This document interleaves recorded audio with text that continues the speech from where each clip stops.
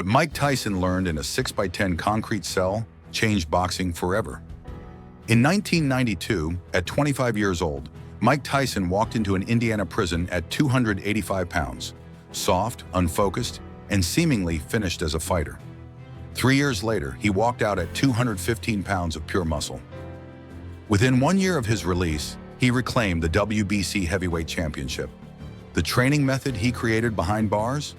It went viral through prisons and gyms worldwide, before the internet even existed. Welcome to Martial Road, where warriors live forever.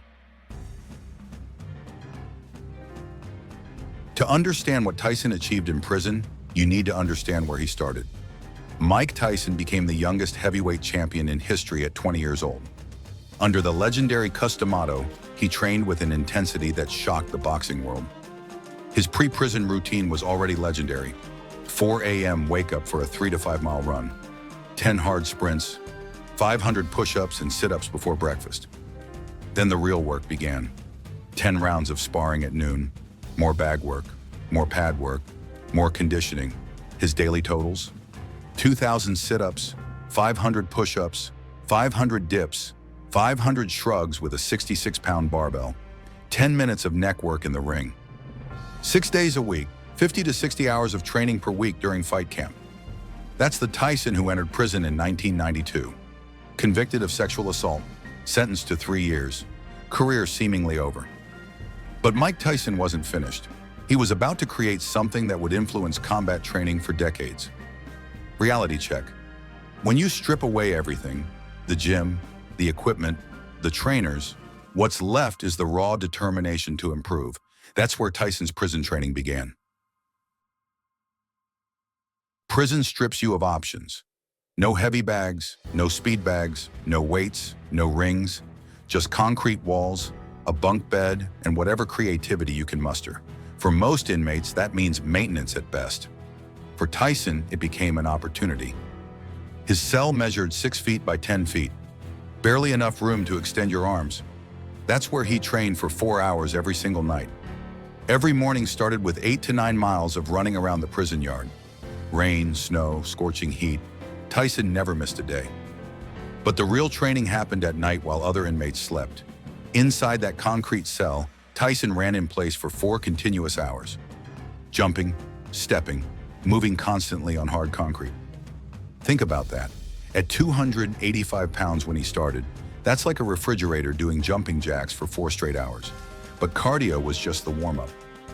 Tyson created bodyweight circuits that he performed 10 times per day. Not 10 exercises, 10 complete circuits. Each circuit included 200 squats, 250 sit-ups, 50 push-ups, 50 dips using his bunk, 50 shrugs, improvised with whatever weight he could find. Do 1 circuit, that's a solid workout. Do 10 circuits in 1 day, that's volume most people can't match in an entire week. The cumulative daily total: 2,000 squats, 2,500 sit-ups, 500 push-ups, 500 dips, every single day for 3 years. But here's where it gets genius. Reality check. Volume training at this level doesn't just build muscle, it builds the kind of conditioning that lets you throw devastating punches in the 12th round when your opponent can barely stand. Tyson faced a problem. When you're doing hundreds of reps daily, counting becomes impossible. Your mind wanders. You lose track. You either undercount or overcount.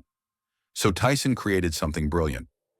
A training method using 10 playing cards that went viral through prisons, then to fighters and athletes, all before the internet existed. Here's how it works. Line up 10 cards on the floor, 3 to 6 inches apart in a row. Walk to card 1, squat down and pick it up. That's 1 squat. Walk to card 2 with card 1 still in your hand. Squat to place card 1 on top of card 2. That's 2 squats total. Now squat again to pick up card 1. Squat again to pick up card 2. That's 4 squats total. Walk to card 3 holding both cards. Squat to place card 1 down. Squat to place card 2 down. That's 6 squats. Now squat once to pick up card 1. Squat to pick up card 2. Squat to pick up card 3. That's 9 squats total. The pile keeps growing. By card 4, you're doing 4 squats to place cards down, then 4 more to pick them all back up. By card 10, you're doing 10 squats to stack the cards, then 10 more to collect them. When you finish card 10, you've completed exactly 100 squats. The genius part? Your brain never counts a single rep. The cards track everything for you. Tyson did this 3 times daily. 300 squats just from the card workout, plus hundreds more from his regular circuits. This method spread like wildfire. Prisoners taught it to other prisoners. Fighters learned it from training partners. Strength coaches adapted it for their athletes. All because one man in a concrete cell needed a way to count reps. Reality check. The best training innovations often come from the worst circumstances. When you can't rely on fancy equipment or apps, you create methods that actually work. Average male neck size, 15 inches. Mike Tyson's neck, 20 to 22 inches. Literally thicker than most people's thighs. In boxing, neck strength determines whether you absorb a punch or get knocked unconscious. When your head gets hit, neck muscles stabilize your skull and prevent brain shutdown. Tyson's neck was a weapon of survival and a tool of intimidation. In prison, he spent 30 minutes daily on wrestler bridges. Lying on his back with feet planted, he'd arch his body so all weight rested on his head and feet, then rock back and forth, building tremendous neck strength. He also did hundreds of barbell shrugs daily. Even in prison, he found ways to load the movement. The result? A neck so powerful that punches that would knock out other heavyweights barely moved him. Reality check. Neck training is the most overlooked aspect of combat conditioning. Tyson understood that survival in the ring starts with protecting your brain. Physical training was only half the battle. Tyson's mentor, Cus D'Amato, was ahead of his time in sports psychology. He taught Tyson that boxing starts in the mind first. In prison, Tyson maintained those mental training methods. He studied old fight films for hours. Muhammad Ali, Jack Dempsey, Roberto Duran, Joe Louis. He memorized their patterns, their strategies, their mindset. He shadowboxed with devastating intensity, visualizing specific opponents. Every punch thrown with full power, every combination executed perfectly. Cus D'Amato had taught him affirmations, what sports psychologists now call identity statements.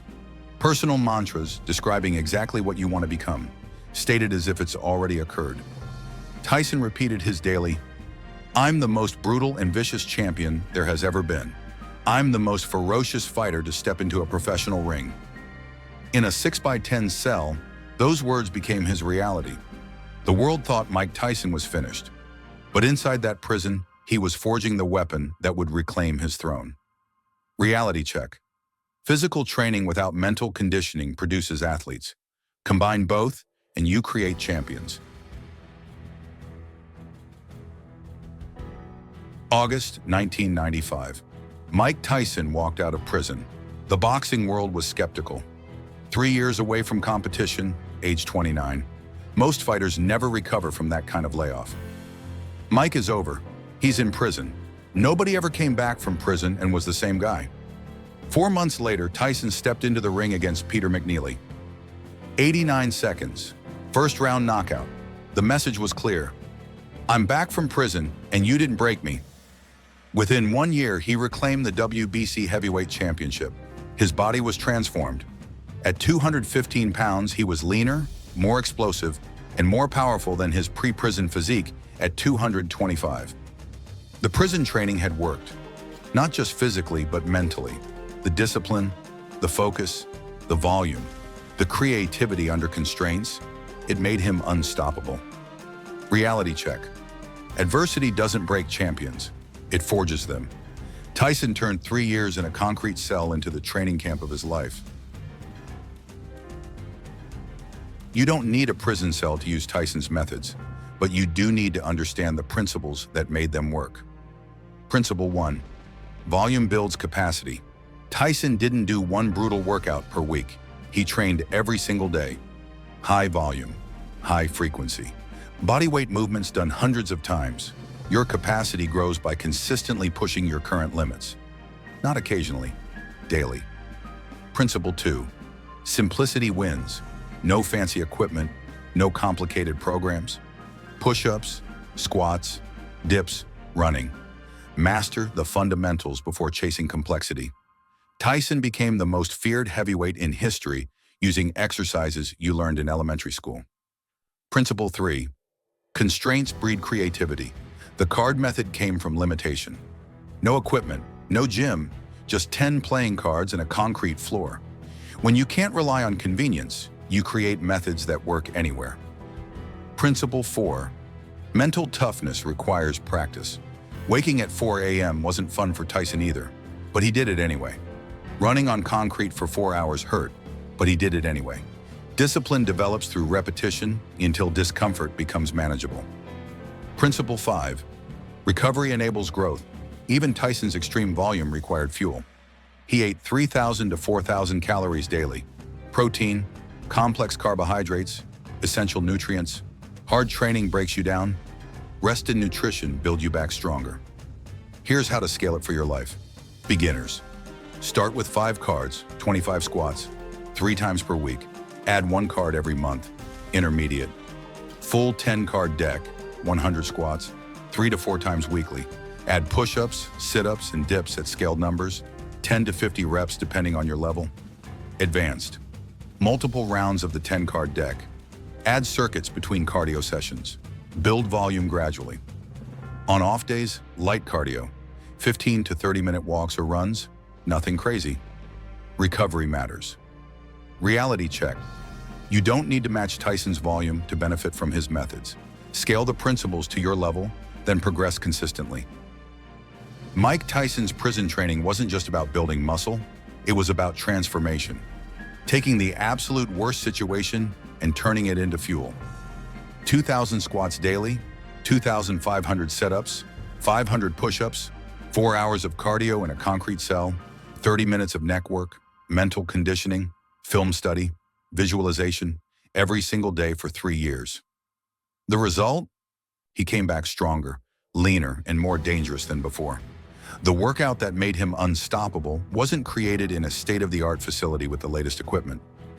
It was created in a 6x10 cell with a deck of cards and pure determination. That's the lesson. You don't need perfect conditions to create perfect training. You need consistency, creativity, discipline, and the willingness to embrace discomfort. Mike Tyson proved that limitations don't stop greatness, they reveal it. Stay strong, stay informed, subscribe to Marshall Road.